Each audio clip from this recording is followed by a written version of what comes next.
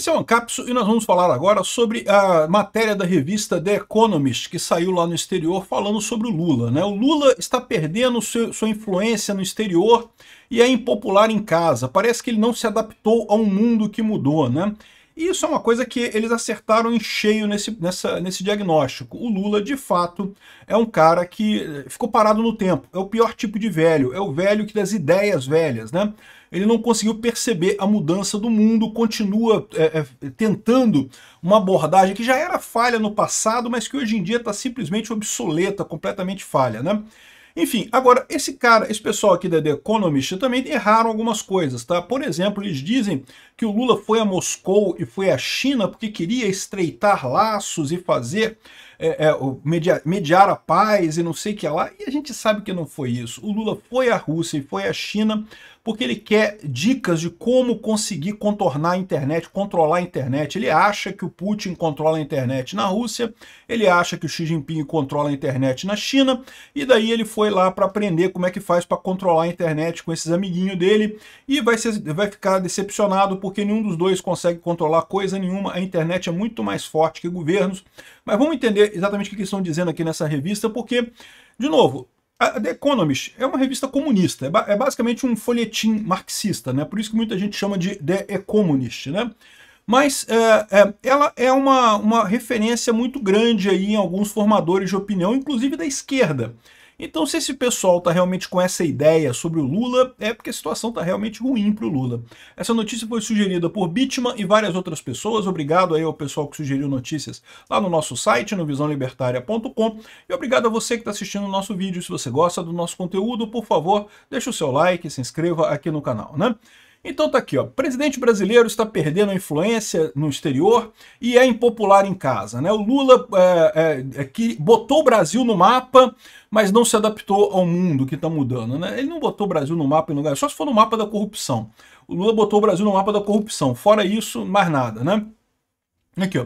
No dia 22 de junho, horas depois dos Estados Unidos atingir as usinas nucleares do Irã, com as bombas Bunkbuster e coisa e tal, o ministro das Relações Exteriores do Brasil deu uma declaração dizendo que o Brasil condena fortemente o ataque americano que violou a soberania do Irã e a lei internacional, né? E esse tipo de mensagem é uma mensagem totalmente absurda, eu mencionei isso nos meus vídeos, né? Vocês sabem, eu faço vídeos lá no canal Mundo em Revolução diariamente sobre a situação na Ucrânia, a situação de Israel, e cobri essa questão do ataque americano lá nos negócios de fabricação de bomba atômica do Irã, né, nos bunkers de fabricação de bomba atômica do Irã. E um absurdo o Brasil se posicionar dessa forma, mas a verdade é a seguinte, ele não está muito desalinhado de outros países, principalmente países árabes, tá? O Brasil não deveria estar alinhado ao mundo árabe, meu entendimento é esse, mas aparentemente está.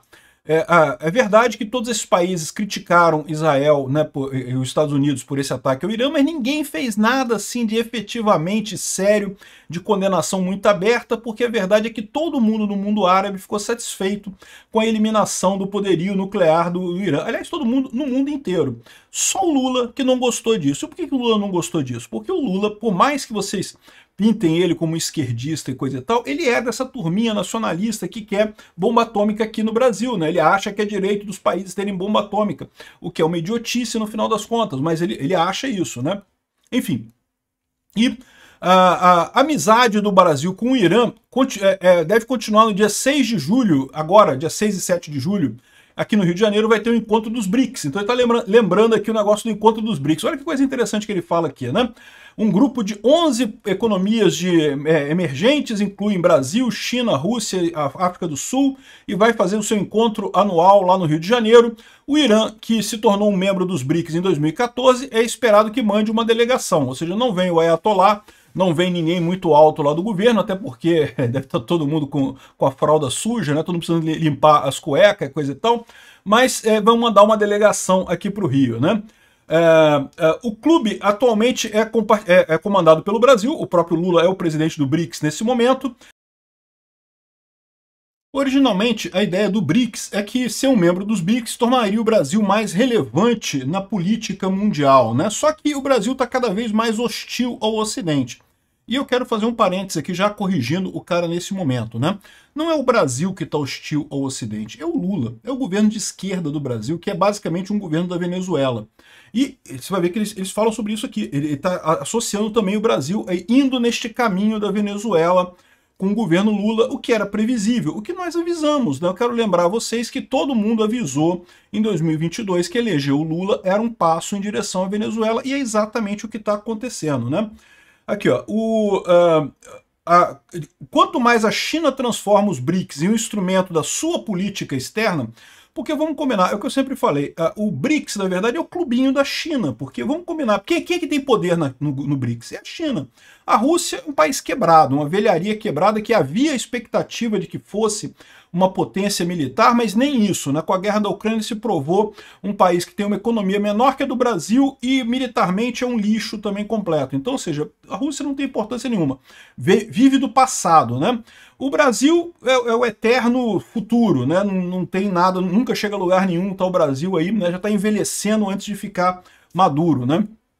E os outros países dos BRICS, tudo autocracia também, tudo ditadura falida. Tirando a Índia é um país que pode realmente um dia surpreender. Mas no momento, a grande economia dentro dos BRICS é a China. Então o BRICS é o clube da China. É por isso que eu sempre disse que jamais vai haver uma moeda dos BRICS. Alguns países querem uma moeda dos BRICS.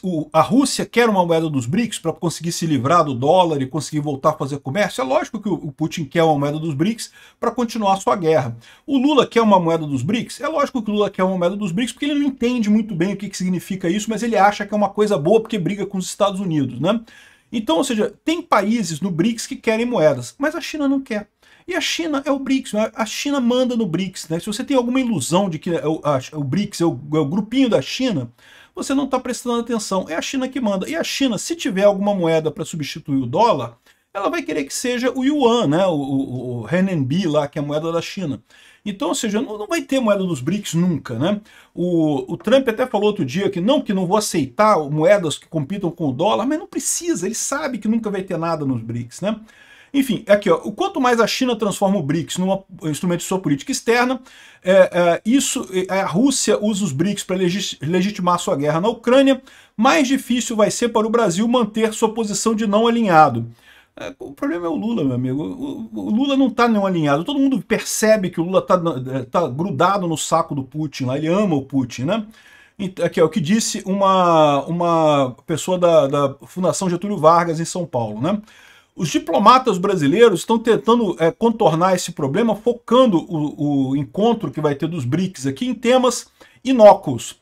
Então, cooperação em vacinas e cuidados da saúde, energia verde, falar sobre comércio internacional e coisa e tal, mas eles querem evitar confrontar o presidente americano, o Trump, particularmente a questão do esforço por fazer trocas em moedas locais ao invés do dólar, né?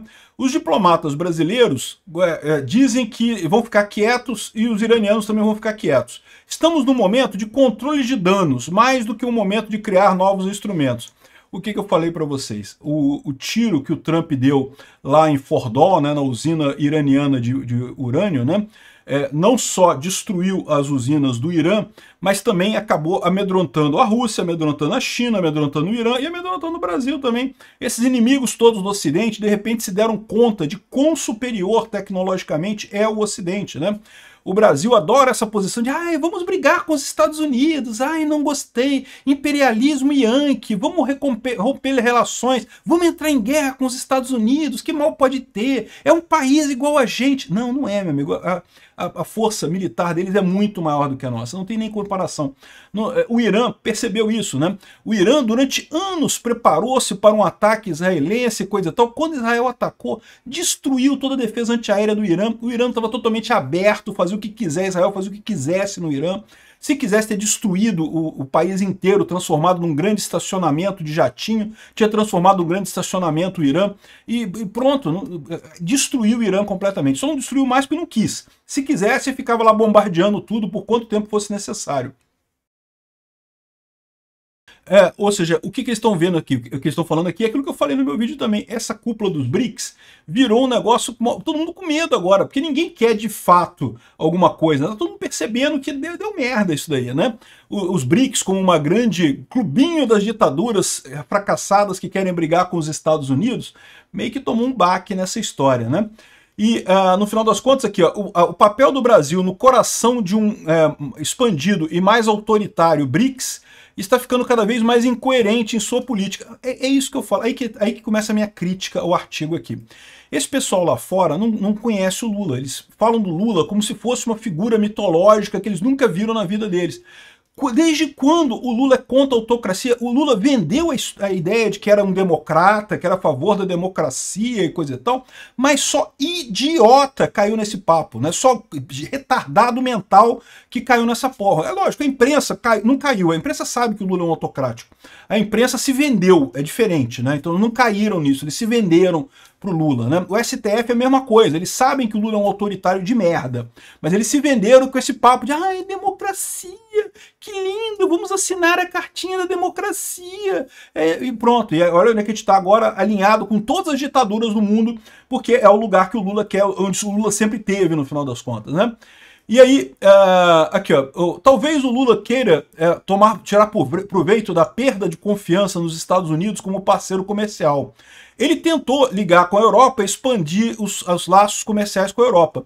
Isso foi uma coisa que eu falei que era positivo. Aliás, eu falei para ele fazer isso antes dele fazer propriamente dito, né? Aproveitar para tentar colar o negócio do acordo Mercosul. Só que não rolou, né? Porque no final das contas a Europa também não gosta dos produtos brasileiros em termos de teme a concorrência da agricultura brasileira lá na Europa, né? E também foi no Japão para a mesma coisa e coisa e tal. No final das contas não conseguiu nada. Não conseguiu absolutamente nada no final das contas, né? Em maio, Lula foi o único líder de uma grande democracia a ir na comemoração da vitória alemã na Segunda Guerra, né? Ele usou a viagem para tentar convencer Putin que o Brasil deveria mediar o fim da guerra na Ucrânia. Não. Aí que tá, esse pessoal tá achando que é isso. Esse pessoal está sendo iludido pelos jornalistas brasileiros. Não era nada disso. O Lula nunca quis isso. O Lula foi lá porque ele sabe que o Putin tem instrumentos que ele usa para fazer propaganda. Ele ouviu falar que o Putin é muito eficaz em controlar robôs na internet, em fazer guerra de informação na internet. Ele queria aprender isso do Putin. É o mesmo motivo que ele foi no Xi Jinping. Ele fez a mesma viagem, foi na Rússia, foi na China. Por quê? Porque ele está desesperado, porque ele perde tudo na internet e não consegue perceber que o problema é que ele está velho, ele está fora de... As ideias dele não se adequam mais ao mundo atual. Ele perde na internet, porque justamente é na internet que se discute o mundo atual hoje, né? Então ele está falando aqui que... Não, e também perto de casa com o Milei, o Lula briga com o Milei, não sei o que lá, ou seja... Aí no final ele diz aqui, não, que o Lula deveria cuidar de casa, esquecer de tentar achar que vai conseguir resolver alguma coisa no mundo. Ok, eu concordo, eu falo isso desde o início. O Lula, nessa terceira presidência dele, tentou realmente fazer alguma coisa significativa, mas tomou tanta bordoada logo de início, porque ele estava errado em todos os temas, a favor dos terroristas na faixa de Gaza, a favor da Rússia, a favor do Maduro, a favor do Ortega. Cara, o Lula não dá uma dentro, amigo, só erra, só faz merda, cara. Aliás, em tudo, né? Na economia, na política externa, na tributação, o Lula só faz merda. É realmente impressionante a capacidade de errar desse sujeito, né? E aí ele fala que o Lula deveria abandonar os esforços de geopolítica e concentrar em casa para ver se ganha popularidade em casa. Esse pessoal não sabe o que está acontecendo, cara. Não, bicho, o Lula nunca teve problema. Ele foi lá para fora porque ele queria copiar os robôs do Putin, queria copiar a censura do Xi Jinping. Ele não foi para fazer nada de geopolítica, o Lula já percebeu que não tem essa capacidade. Ele foi para copiar ditadores, ele quer aprender a ser um ditador aqui no Brasil, e ele vai tentar até 2026 fazer isso com a ajuda do STF, está tornando o Brasil uma Venezuela, uma nova Colômbia, né? Vamos esperar, ver o que vai acontecer. Eu acho que eles não vão conseguir, mas vamos ver. Obrigado por assistir o vídeo até o final. Além de curtir, compartilhar e se inscrever no canal, considere se tornar patrocinador com valores a partir de R$ 1,99. Clique no botão Seja Membro abaixo para saber as condições e vantagens de patrocinar o canal. Mais informações sobre o nosso projeto, visite nossos sites indicados na tela.